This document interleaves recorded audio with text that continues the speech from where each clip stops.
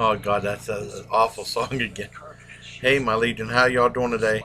I just saw the Extreme Rules pay-per-view for WWE 2015, the new one, the brand new one. It just ended, and I wanted to thank my friend Tony for hooking me and my dad up with that. It was very kind of you once again, uh, and it just helped me out in general. You're a great guy, Tony. You're cool. And I wanted to say they switched around the kickoff show. They had the Bad News Barrett, and then he was going to fight Daniel Bryant. And what happened was, not Seth Rollins, Daniel Bryant was hurt and he wasn't cleared to wrestle. And then Tony called it because he said that he wasn't going to wrestle, so they're probably going to have Neville instead. And here's the photo that he gave to me before they started the thing. Tony completely called it in his prediction video, so great job, Tony, at that. Here's the photo.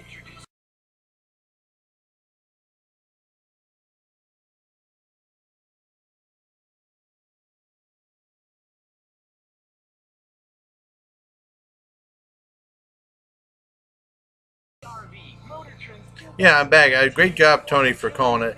And it started off, they had like the guys talking and stuff. And then before the show started, then Bad News Barrett came on and said, "Hey, you doing, Chicago? I had some bad news for you that Daniel Bryant's not coming, not medically cleared to wrestle, and because I beat him up and he wasn't, I screwed him up and all that sort of stuff, and they were booing and stuff. And then I said, well, then he said, not I said, he said that instead they're going to throw you a bone and they're going to have Neville come and wrestle. So Neville came on. They had a good match, and then it was weird because right in the middle of the match, they had a commercial break, just like they did for on regular Raw or SmackDown. And that shows how much WWE doesn't care. That doesn't even make any sense. Cutting into a pay-per-view match or a kickoff show pay-per-view match for a commercial, and they're just advertising their show. Like they got a whole lineup of shows this week, and they advertised like 4 or 5 times during the pay-per-view. But I mean, it's pretty criminal. They cut into the match to show that, you know what I mean? And then they started off the kickoff show. I don't want to give away any real spoilers.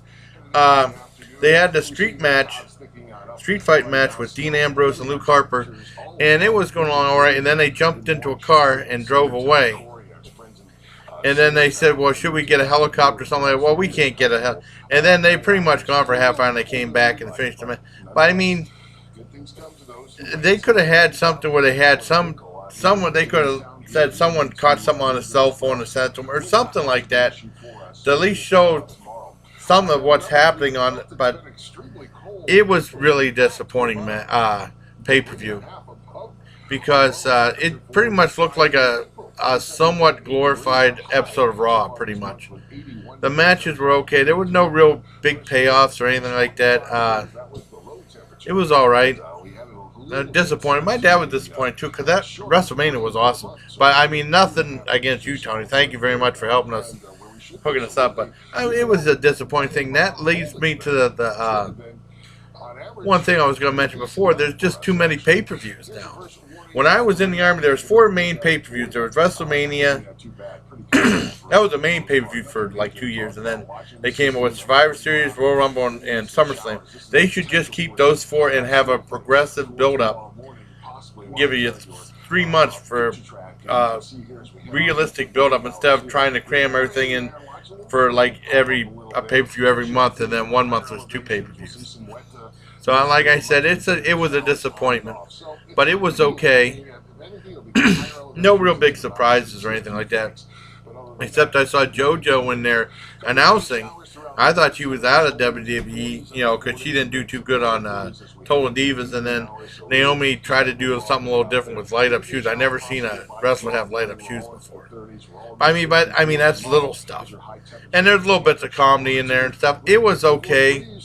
They were telling Big Show, please retire, and then there was a scene where Triple H and Big Show and Triple H, Kane, and Big Show, and Seth Rollins were talking, and the audience were chanting boring.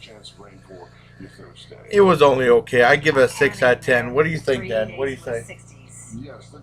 Yeah, my dad gives it a 5 out of 10. But we both thank you very much, Tony, for hooking us up. Thank you, Tony. So, thank you Good again. man. Oh, cool. Thank you again, Tony. So until next time, everybody, take care, my legion.